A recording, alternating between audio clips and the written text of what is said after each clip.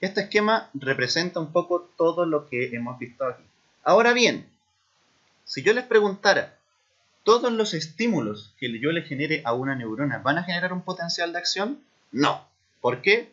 Porque este estímulo tiene que generar que el voltaje de la membrana llegue a un voltaje que se llama umbral, que sea un estímulo umbral, que es específicamente menos 55 milivolts. Eso va a permitir que se genere el potencial de acción. Si no hay umbral, no hay potencial de acción. Y eso se llama ley del todo o nada.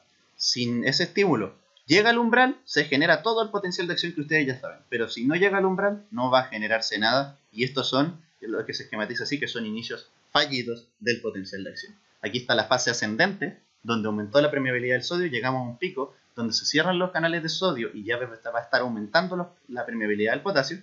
Y va a llegar a una fase descendente, donde la permeabilidad del potasio va a estar aumentada y eso va a hacer que pierda voltaje la membrana, hiperpolarizándola.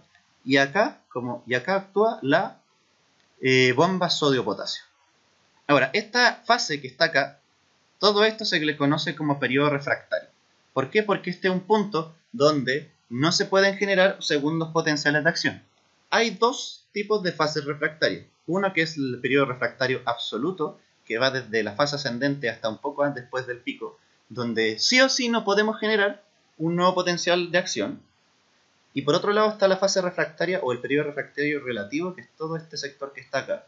¿Por qué? Porque dependiendo de qué tan rápido lleguemos al potencial de reposo, podemos generar de vuelta otro potencial de acción. Y por eso se llama fase refractaria relativa, porque puede que sí o puede que no. Aquí están las fases que ya ustedes conocen. Potencial de reposo, despolarización después del estímulo umbral, repolarización por aumento de la permeabilidad del potasio, hiperpolarización por mantener esto abierto y volver al reposo por la bomba sodio-potasio.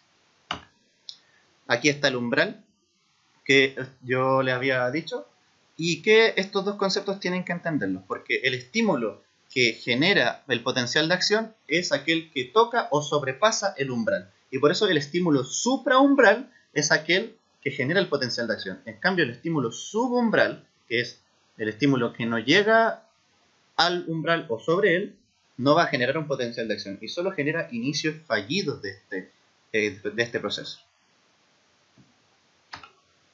Y a esto se le llama ley del todo o el nada, como ya les expliqué. Que si no llegamos al estímulo umbral no hay potencial. Y si llegamos al umbral se genera todo el proceso, en toda su intensidad.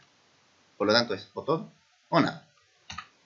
Entonces, aquí esto es lo que le explicaba. ¿Todas las despolarizaciones inician un potencial de acción? No. Solo los estímulos supraumbrales, sin importar su magnitud, ya que siempre se generará un potencial de acción de igual magnitud. O sea, ¿qué quiere decir? Que no importa qué tan grande sea ese estímulo, supraumbral. Si llega al umbral, va a generar todo el proceso de igual magnitud como ustedes conocen. Si no llega al umbral, no se genera nada. Por eso se llama ley del todo o el nada, porque pasa todo en su máximo esplendor o no pasa nada. Es decir, por lo tanto, obedece a la ley del todo o el nada. ¿Dónde se decide esto, chiquillos, del todo o el nada? Hay un sector que está entre el soma y el axón, que es como la transición entre soma y axón, que se llama cono axónico. Y aquí es donde se genera este estímulo umbral. Aquí es donde se estimula por primera vez al axón. Este es el sector inicial, el cono axónico. Y así el potencial de acción se propaga unidireccionalmente. Que hay que entender también que dependiendo, por un lado, del diámetro del axón, vamos a generar una mayor velocidad. A mayor diámetro, mayor velocidad. Y por otro lado, también lo importante es que el axón está recubierto por estas cosas que están en negro, que son las vainas de mielina. ¿Qué pasa con estas vainas de mielina? Las vainas de mielina se caracterizan porque aumentan la velocidad de conducción del impulso nervioso mediante un proceso que se llama conducción saltatoria. ¿Qué es la conducción saltatoria? Entre vaina de mielina y vaina de mielina, esta es una vaina, esta es otra, y suponiendo que estamos en el sistema nervioso periférico serían células de Schwann, entre esta zona se llaman nodos de Ranvier o nodos de Ranvier. Los nodos de Ranvier son sectores libres de mielina, los cuales tienen canales de sodio dependientes de voltaje. ¿Por qué se llama conducción saltatoria? Porque si todo empieza en el cono axónico y viaja por las vainas de mielina son una cobertura que aumenta la velocidad de conducción del impulso nervioso porque aísla eléctricamente las cargas, por lo tanto las dirige de manera correcta. Pero ¿qué va a pasar? Que como está tapando esos canales de sodio la entrada de nuevo sodio, este impulso nervioso va a ir perdiendo energía con el paso del tiempo. Por lo tanto, si no existieran esas vainas de mielina, el impulso nervioso sería mucho más débil y lento. Por eso existen los nodos de Ranvier. En los nodos de Ranvier, cuando detectan la carga que viene por acá, se abren más canales de sodio y eso aumenta la intensidad del impulso nervioso y vuelve a cobrar vida, viajando así. ¿Y por qué se le llama conducción saltatoria? Porque en el fondo acá empieza un gran estímulo, pero después su intensidad va bajando. Llega el nodo de Ranvier, pum, vuelve a intensidad. Y acá hasta el siguiente nodo de Ranvier, pum, pum, pum, y así. Por eso se le llama conducción saltatoria. Esa conducción saltatoria en el fondo produce que también se ahorre energía en todo el proceso, se hace más eficiente. No necesitamos que la célula invierta más de sus energías para mantener la intensidad del impulso nervioso. Y para eso existen los nodos de Ranvier entre medio de las vainas de mielina. Aquí hay una acción amielínico, donde no todo se basa en generar el potencial de acción sin vainas de mielina, lo cual lo hace menos eficiente y más lento. El paso final de todo el impulso nervioso, chiquillos, es esta cosa que está acá. La sinapsis es una definición más estructural, porque eso se define como la comunicación funcional entre dos células excitables, ya sean dos neuronas o entre una neurona y una fibra muscular. Por lo tanto, como hay una sinapsis y entre medio y al lado de la sinapsis hay dos neuronas, se define una célula, una neurona presináptica y una neurona postsináptica. Entre estas dos se pueden establecer dos tipos de sinapsis, la sinapsis eléctrica y la sinapsis química, que es la más abundante. La sinapsis eléctrica es menos abundante, pero también es mucho más rápida. ¿Por qué? Porque se basa en una comunicación entre el líquido intracelular de la neurona presináptica y la neurona postsináptica a través de gap junctions o uniones comunicantes. Esas gap junctions van a permitir el paso de iones desde la terminal axónica de la neurona presináptica hacia la célula postsináptica, y por eso se dice que esta comunicación es mucho más rápida. Y por otro lado también se produce un flujo de iones bidireccional, o sea, también la neurona postsináptica puede mandar iones hacia la célula presináptica, pero se basa en ese paso de iones que esta sinapsis sea mucho más rápida. Por otro lado, chiquillos, tenemos la sinapsis.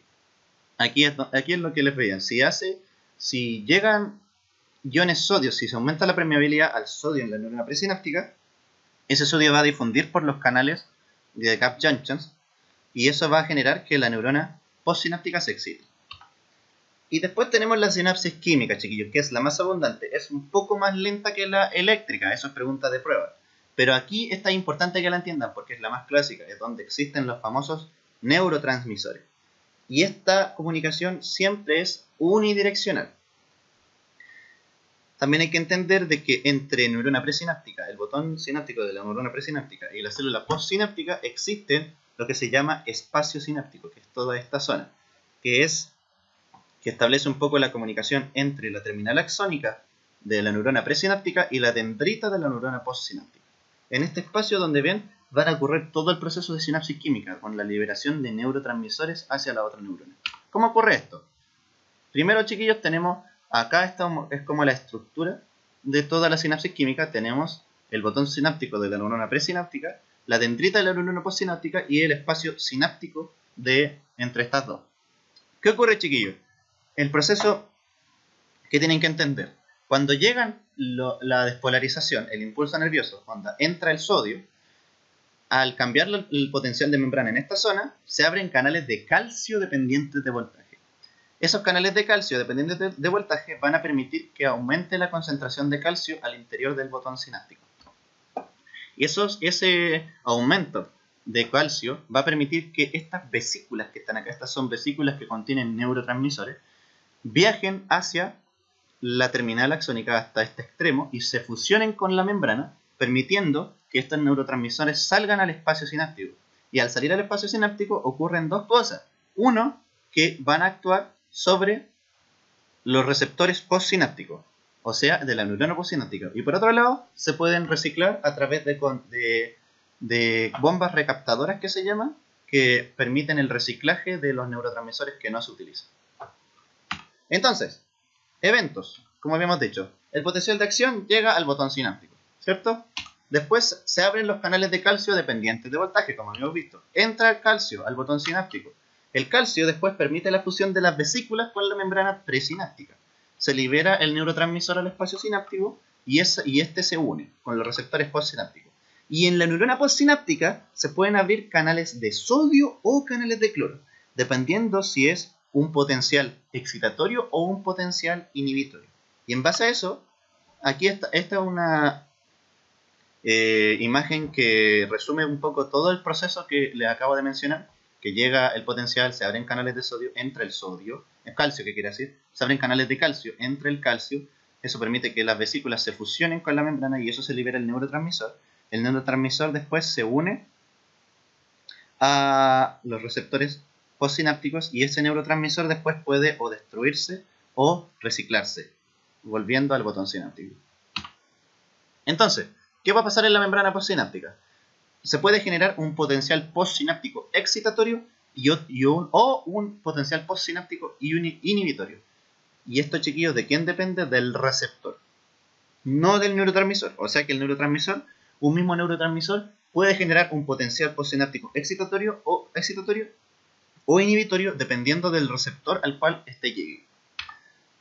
El potencial postsináptico excitatorio provoca aumentar los canales de sodio y por eso al entrar este ion positivo genera una despolarización de la neurona. Ahora, aún no hay potencial de acción al despolarizarse porque estamos a nivel de dendrita, pero empieza a despolarizarse. Y el potencial de postsináptico inhibitorio habla de canales de cloro y el cloro es un ion negativo, por lo tanto reduce aún más la carga de la neurona y por eso se dice que la hiperpolariza. Y al hiperpolarizarse hay mayor dificultad de generar un potencial de acción. Un clásico ejemplo es el neurotransmisor GABA. El GABA clásicamente se conoce como un neurotransmisor que inhibe al sistema nervioso central, por así decirlo, y lo deprime, por así decirlo. Pero ¿qué ocurre?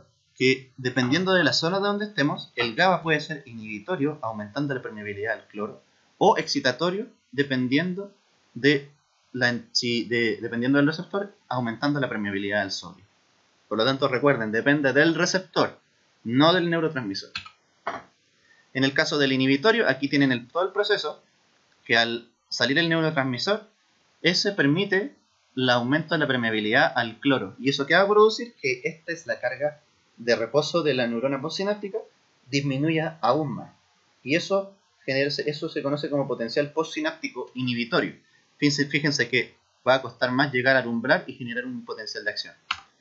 Aquí está lo que le señalé. Y el potencial excitatorio aumenta la permeabilidad al sodio. Y al aumentar la permeabilidad del sodio se genera un potencial postsináptico excitatorio que genera que se le haga más fácil a la neurona postsináptica llegar al umbral y generar un potencial de acción. Aquí está.